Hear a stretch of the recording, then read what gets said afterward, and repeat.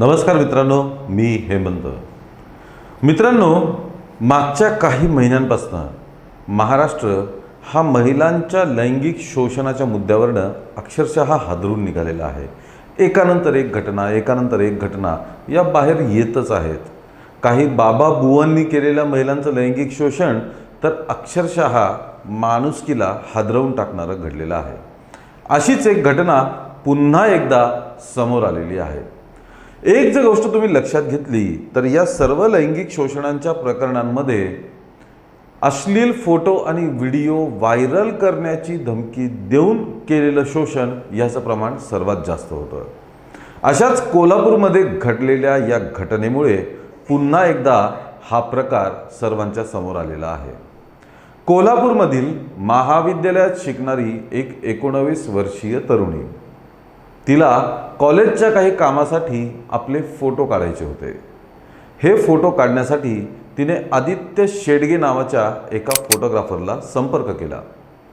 Aditya शेडगेच्या मामाचा actually photography आणि व्हिडिओग्राफीचा व्यवसाय होता, पण तो आता आदित्य शेडगे पाहत होता.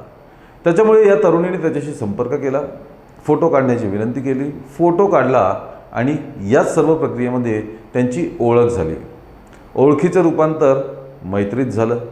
मैत्री झाल्यानंतर या आदित्यने त्या मुलीला मला तुझे आणखी काही फॅशनेबल फोटोज काढायचे आहेत असं सांगितलं. ती फोटोग्राफर असल्यामुळे ही तरुणीने विश्वास ठेवला आणि ती तयार झाली आणि त्यांनी आउटडोअर इनडोअर असं काही एक फोटो सेशन केलं सुद्धा. हे फोटो सेशन झाल्यानंतर या आदित्यने त्या तरुणीवर आपलं प्रेम असल्याचं तिला सांगितलं. त्या तरुणीलाही आदित्य आवडत होता आणि अशा पद्धतीने यांचं प्रेम प्रकरण सुरू झालं. प्रेम प्रकरण सुरू झाल्यानंतर काही दिवसांनी या आदित्य शेडगेने त्या तरुणीचे मागे काढलेले फोटो जे आहेत त्यांना मॉर्फ केलं आणि त्या फोटोंना अश्लील फोटोंमध्ये रूपांतर त्याचं केलं. त्यानंतर हे अश्लील फोटो त्याने जपून ठेवले मोबाईलमध्ये. एके दिवशी त्या तरुणीला बोलवलं आणि तिला ते फोटो दाखवले. हे फोटो दाखवून या आदित्य शेडगेने या तरुणीकडे शरीर सुखाची मागणी केली. नाहीतर तुझे सर्व फोटो सोशल मीडियावर व्हायरल करून टाकेल, सर्वांना पाठवून देईल अशी धमकी दिली. या धमकीला घाबरून ही तरुणी तयार झाली आणि मग या आदित्यने या तरुणीला एका लॉजवरती नेऊन तिचा गैरफायदा घेतला. हा गैरफायदा घेत असताना सुद्धा त्याने लपून मोबाईलने त्याचं सुद्धा चित्रीकरण केलं आणि वारंवार तिचा अशा पद्धतीने लॉजवर नेऊन तो शारीरिक छळ करू लागला. तिच्यासोबत शरीर संबंध त्यांनी प्रस्थापित केले. हे सगळं केल्यानंतर एवढंच कमी नाही तर या तरुणीवरती अजूनसुद्धा मोठे अत्याचार ओढावले. काही दिवसांनी या आदित्य शेडगेचा एक मित्र रणजित मुधोळकर याने त्या तरुणीला संपर्क केला, भेटायला बोलवलं. भेटायला बोलवल्यानंतर या रणजित मुधोळकरने तेच अश्लील फोटो आणि आदित्य शेडगेसोबत केलेलं चित्रीकरण हे त्या मुलीला दाखवलं आणि तिला म्हणे की मी हे फोटो व्हिडिओ सगळे सोशल मीडियावर व्हायरल करेल.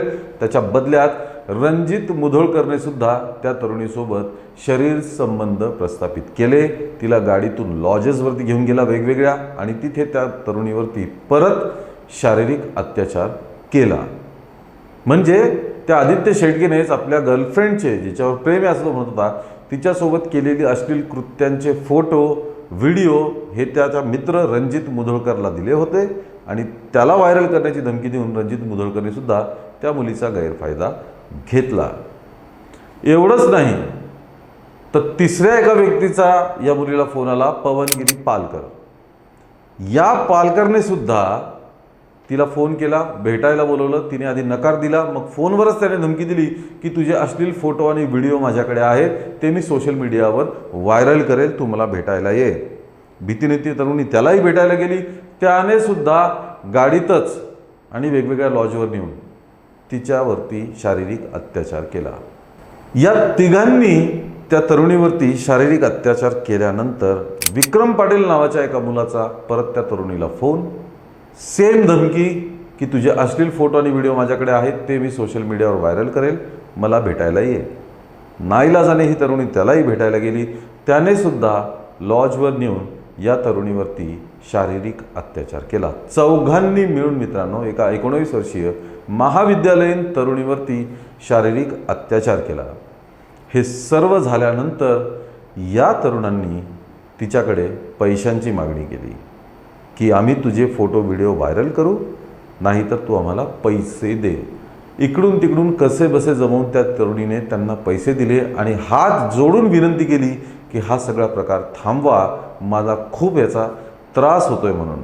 सुरुवातीला या तरुणांनी ठीक आहे तू पैसे दे, आम्ही हा प्रकार थांबवतो असं म्हणाले, तिच्याकडनं पैसे घेतले, पण हा छळ त्यांनी चालूच ठेवला। मित्रांनो, तब्बल 10 महिने हे सर्व या 19 वर्षीय तरुणीसोबत चालू होतं।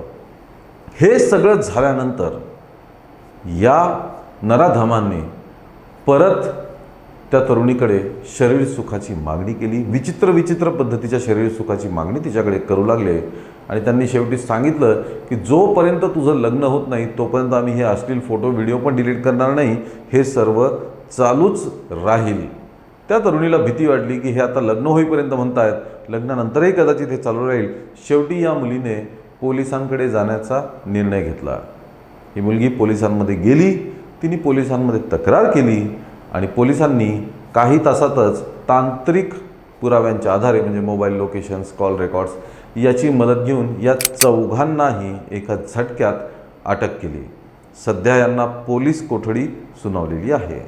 कोल्हापूरसारख्या सुसंस्कृत शहरामध्ये अशा पद्धतीचे प्रकार घडणं हे खरंच खूप दुर्दैवी आहे मित्रांनो।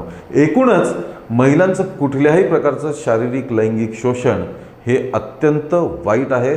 पुरोगामी म्हणवणाऱ्या महाराष्ट्रात ही गोष्ट खरंच अतिशय लाजिरवाणी आहे आणि अशा प्रकारची कृत्य करणाऱ्या या नराधमांना कायद्याचा कसा काय धाक नाही, यांना कायद्याची भीती वाटत नाही, हाच एक प्रश्न पडतो। एक नाही, दोन नाही, 4 जणांनी ब्लॅकमेलिंग करून एका तरुणीचं आयुष्य उद्ध्वस्त करणं हे खरंच खूप दुर्दैवी आहे। मित्रांनो, या सर्व प्रकरणाबद्दल तुमच्या काय प्रतिक्रिया आहेत या आम्हाला कमेंटमध्ये कळवा। या व्हिडिओला लाईक आणि शेअर करा आणि आमच्या चॅनलला ताबडतोब सबस्क्राईब करा। धन्यवाद।